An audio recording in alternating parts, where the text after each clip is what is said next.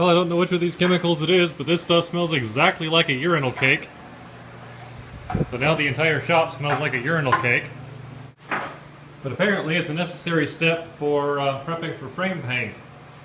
I don't think we've ever had a paint can lid fight us that hard.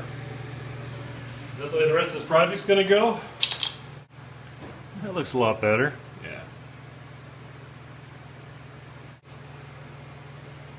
Yeah. Now we just got to see if we can get that lid back on. Yeah, exactly. And here we see Dad scrubbing the monkey. Then suddenly the frame was clean. Suddenly. Well, Dad has finally found a way to deal with his runs.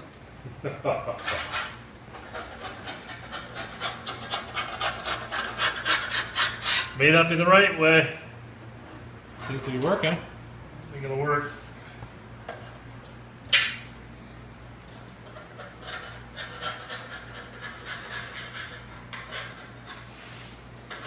That's quite the D-ring you've got there. You like that? Yeah. It's called Etch-a-Sketch. Safety's job one. Well, it's better than having it hooked on halfway. Yeah. Well, make sure you keep your head completely under the frame at all times. Yeah. Also make sure that you use the car for leverage as you're sliding around underneath it. Especially when the front wheels are on dollies, yeah. Yeah. Lowrider style. Yeah, this is that 50s jacked up look. Yeah. On the plus side, it is now suspended by a chain. Much better than why I have it. Safety first. Yeah. For real this time. For real this time.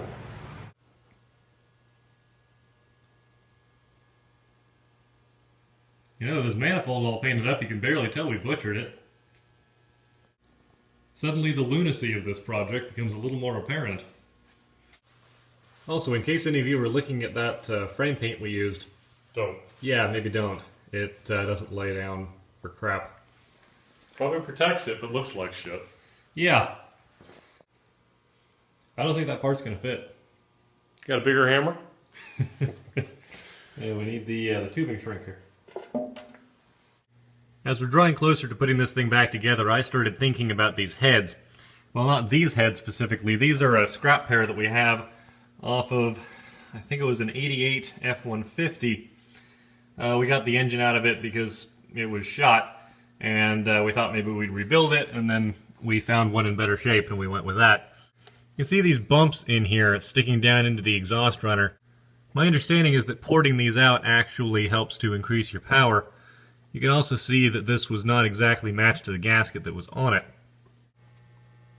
Looking at the heads that are on the engine, however, I see no such bumps. As a matter of fact, I see some funny irregularities in the wall here. It kind of looks like it might have been done with a die grinder. The other piece of evidence somebody's been in here is that, yeah, these exhaust ports match up just about perfect with this gasket. That is good news. Well, we haven't seen this body in a while because it's been up here at my uncle's shop. Looks grayer than when we last saw it. It's been wet sanded, as you can see by the state of the floor. And yeah. Yes. No more taillight edges. Very nice. Getting close to paint. Well, welcome back to the Triumph project. Today we are installing a new pinion seal in the rain, as you do. In a thunder shower, as you will. I would like to note that Dad managed to get the car out of the garage and onto the trailer outside so that he could do the pinion seal in the rain. In the rain. But we have found a great way of getting it to seat, and it involves, yeah, using its own nut and a stack of washers. And one hand while I hold a camera, like a dumbass. There we go. See, that's just... Doesn't feel like it's moving. Is it bottoming against something else, maybe? Oh, I'll bet this is bottoming against a step on the shaft. Okay, out it goes. And through the magic of television, the seal is seated. The magic of whacking a hammer with another hammer. Through a blind spot with a cave weasel. Yeah, through the mouth of our monkey brace here. I guess you drive that in? I'd like to thank our sponsor for this video, Old Air Mattress. Okay, we found a way to cut the dust down on the Triumph project. Yeah, there we go. All that Bondo dust, you know? We're washing it off, getting it prepped. All that Bondo on the frame. Yep, so here we go. Well, I'm pleased to report that was very easy. The cotter pin didn't fight us even slightly. Not at all. No. Not at all. All just went straight in. It was that was so smooth. We should do this more often. You know, the hardest part about changing the pinion seal on a Triumph is taking the body off first so that you can get to it. Yeah. Try that with the body on. Says the guy who's done it with the body on. Yeah, not twice. Only once. Yeah. Well, we got her all strapped down. Yay! Ready for the big trip. But it's not raining. Yeah. And then we'll get a body.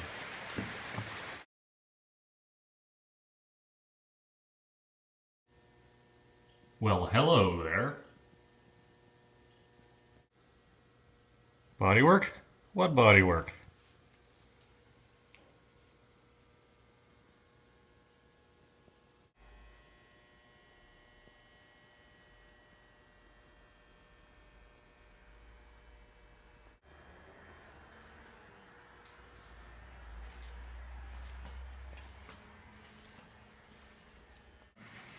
I hope Dad remembers where all these wires go, because I sure as hell don't. Well, at least we know where the Garbahar wires are. My uncle also went ahead and sandblasted these backing plates here for the tail lights. And to put them all together, we need some studs. Decided we want to use studs. And I don't have studs, so I need to make some studs. Give me a minute.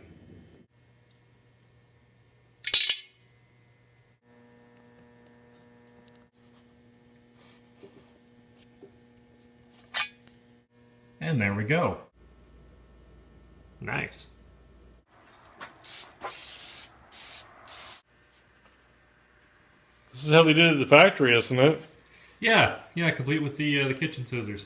Mm-hmm. You won't tell Mom, will you? No, of course not. She won't ever see it on YouTube. They can live down here with all the other scissors that used to be in the kitchen. So yeah, we need a gasket for behind this, and we're still not even sure what these came from. So finding pre-made gaskets isn't really going to be a thing. Yeah, so Mousepads. Yeah. M-O-U-S-E. Yeah. That is how you spell mouse, yes. Yeah, M-I-C-K-E-Y. Sorry, it predates you. No, I know the reference. Shake it in that. So yeah, we're seeing if we can come up with a mousepad gasket that fits the bill. Or the What are you trying to do? Suffocate me? Ta-da! Very nice. Ta-da! Mousepad gasket. So I will put this together and see how badly it looks on the car, or bad it looks on the car. I think it can look badly. I think it just looks bad. This looks like it's going really well. Yeah, professional forma gasket. Yeah. So yeah, we're using the flat foam, but there's this depression in the casting where the, I guess, original gasket would have gone. So we just wanted to fill that. So now the depression is in the user. Would a green paint go with blue? Yeah, who doesn't need a Monster Energy sponsorship? That's exactly right. We're going to go for a Monster Super Glue sponsorship. Yeah. Yeah. Because there's the right way and there's the American way. We're going to call that enough.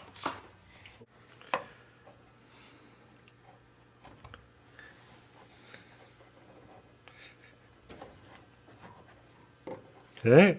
I don't see any glue out anywhere, so either I didn't put enough or I did it just right.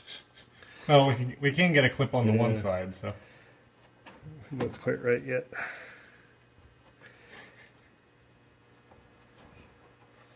Oh, it's fine, he says, pulling it off to put more on.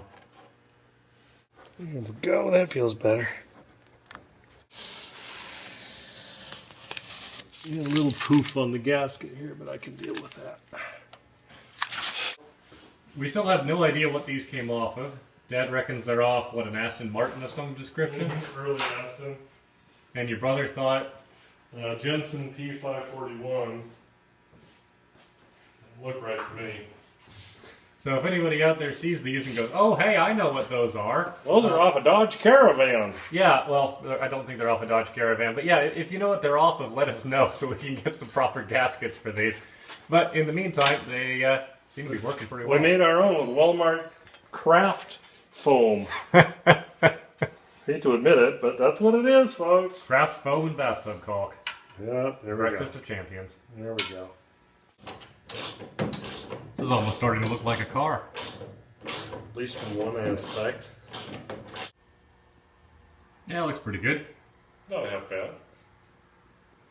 Alright, let's get this rear bumper back on. We have 1, 2, 3, L. Right, so when we took this off of the car, the nut was frozen to the bolt, and attempting to turn it just broke out this chintzy little capture trap thing back here, and so it just spun until we cut it off with a Sawzall, or some such hackery. I don't remember exactly what we did. That was quite a while ago. However, we now need a new square nut, and would you believe we couldn't find a 9/16 square nut locally? At least not one with the, I think it's a 3/8 24 thread pitch that we needed. But that's okay. We have taps, we have grinders, we have scrap metal. And that should fit back into there.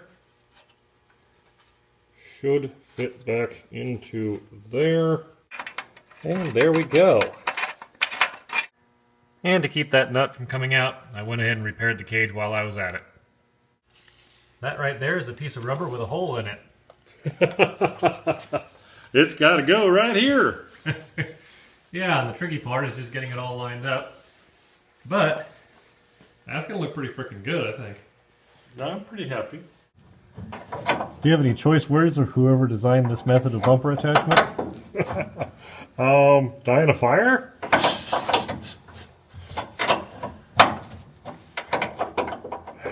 Knowing that Triumph made the Spitfire after World War II to capture that fighting spirit. Yeah, fighting for every fastener. Yeah, the guy who designed this needs to be fighting for his fucking life.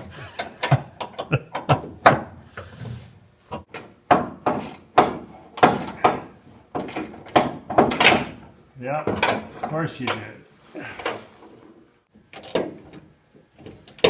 Day 32, hope is fading. Oh shit, that looks good. Yeah. That's even better than I hoped. Yeah. Yeah, that's a happening thing. Very nice. And in case any of you guys think that we swapped in a stunt double car, well, here's the starfish that I welded up a part or two ago. It's still under there. Old girl's got history. Plenty thereof.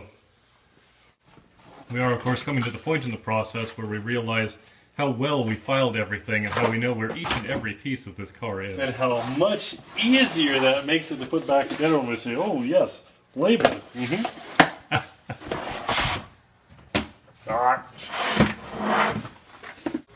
is a TR6 bumper. The TR4 bumper has a different profile.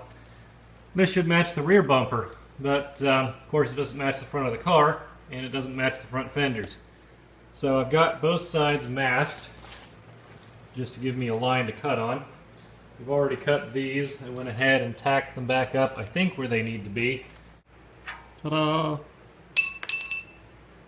I'm not sure that, yeah, the last chrome job was done right. That's a lot of chrome that just peeled right off with the tape. Good thing this is going back to the chromers. Hopefully they can figure out what the last guy did wrong. Jesus.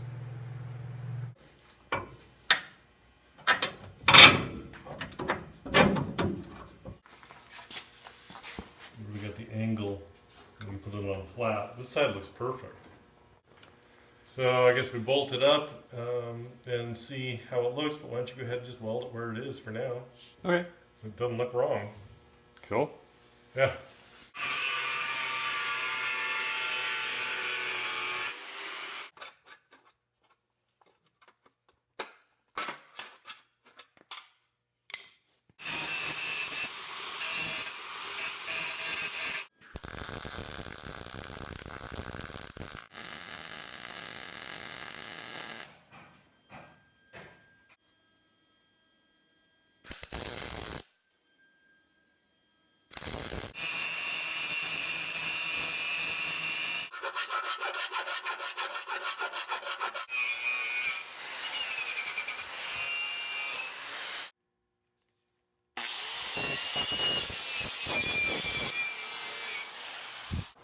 Well, it doesn't look terrible, but it's certainly slanted down a little bit. We're going to try and fix that. Well, we decided that instead of shimming it, we'd just go ahead and cut an eighth out of it. So, yeah, get to do this again.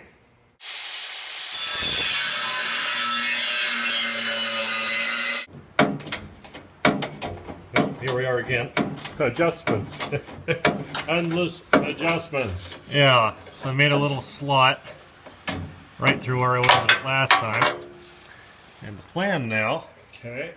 that we get this to where it should be, and then I tack that, and then this time I weld it in the right place. Okay.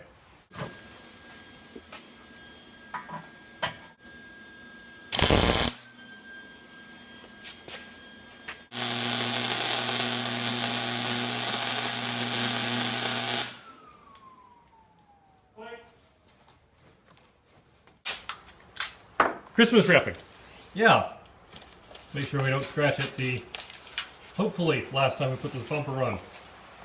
Yeah, it's been off least once 6. or twice or, yeah, several times at this point. And, yeah, we forgot we had a third breaker box. That took a minute. Or 2. Yeah, we're perfectly on schedule here. Yeah. That'll do. Technically it should be lower. Because of this. Well, it's not like we're going to get the crankshaft tool in through there. Yeah. Anytime soon. And if we did, we'd need a U-joint on the end of it, because... Oh, and your steering rack's in the way anyway. Yeah. So, yeah. No, that's just a vestige. The vestigial hole. It's a good thing we got a low-profile air cleaner for this. There's not much room in there. Nope.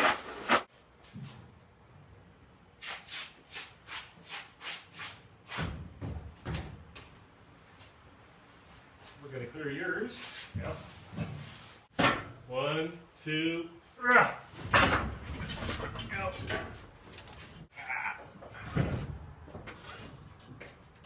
Ah. Ah.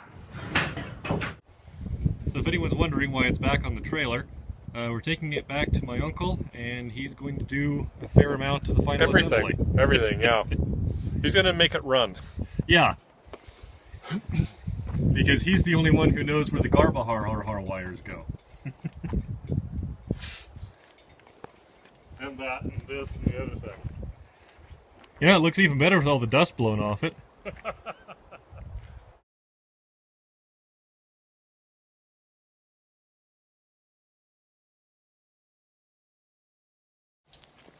Unless you guys think my dad's car is the only custom we're working on around here. This is Zach's S10 Blazer, and he had a bit of an argument with a snowbank, and so we made him a nice new grill out of pieces of his old radiator, his old transmission, some kind of gravel screen, a GMC hood, and some scrap metal. Pretty much what happened to be in my car that broke. Yeah. That we had to scrap. Yeah, and you know, from here, with YouTube compression, I'm sure it looks great. Yeah. Up close, it's a little scruffy, but so's the truck. Well, we don't So, need to get you know? too close to it. You know, come on.